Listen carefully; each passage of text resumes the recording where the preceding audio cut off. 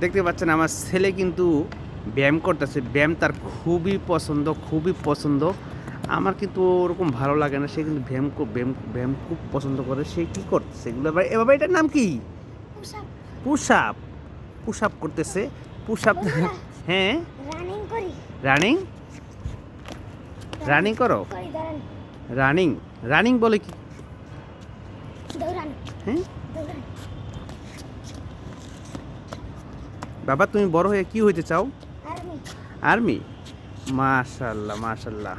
Army হইলে কিন্তু বড় সেনাবাহিনী হইতে হবে তোমাকে। মেজর মেজর হইতে হবে, ঠিক আছে?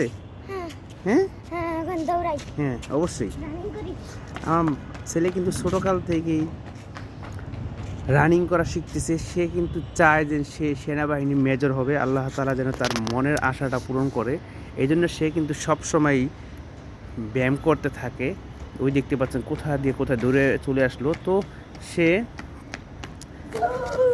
সে কিন্তু সেনাবাহিনী মেজর হতে চাচ্ছে। আবার বলে সেনাবাহিনী হব, মেজর হব না। কারণ হচ্ছে মেজর তো আর যুদ্ধ করে না, আমি যুদ্ধ করতে চাই। তুমি কি যুদ্ধ করতে চাও বাজান? তাই হাঁ পায়ে গেলে হবে? যুদ্ধ তুমি করতে একটু দৌড়া দাও। আমি একটু দৌড়ে দেখবো। তো যুদ্ধ করতে গেলে অনেক পরিশ্রম করতে হয়, তুমি জানো না? তো যুদ্ধ করতে হলে অবশ্যই অনেক পরিশ্রম করতে হয়, সেটা আমার বাবা জানে। কিন্তু বাবার কথা হচ্ছে যে সে সেনাবাহিনী মেজর হবে, এটাই হচ্ছে তার কথা। সে কিন্তু দিনরাত পরিশ্রম করে যাচ্ছে। ব্যায়াম থেকে শুরু করে, লেখাপড়া থেকে শুরু করে, ফুটবল, ক্রিকেট, সাইকেল চালানো সব কিছু কিন্তু সে করে যাচ্ছে, আপনারা জানেন। তো আমি কিছু কিছু ভিডিওতে তার ভিডিও দেখাই আমি, আপনারা জানেন।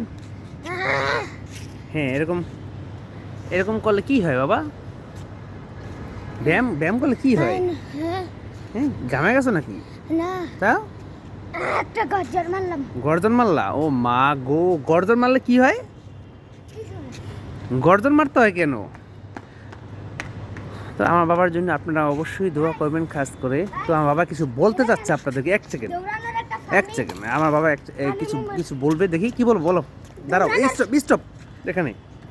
হ্যাঁ, কি বলো বলো। দৌড়ানোর ফানি মুভমেন্ট। Funny moment? ও, এটাকে ফানি মুমেন্ট বলে? হা হা হা হা হা। এটাকে বলে দৌড়ানে ফানি মুমেন্ট বলে।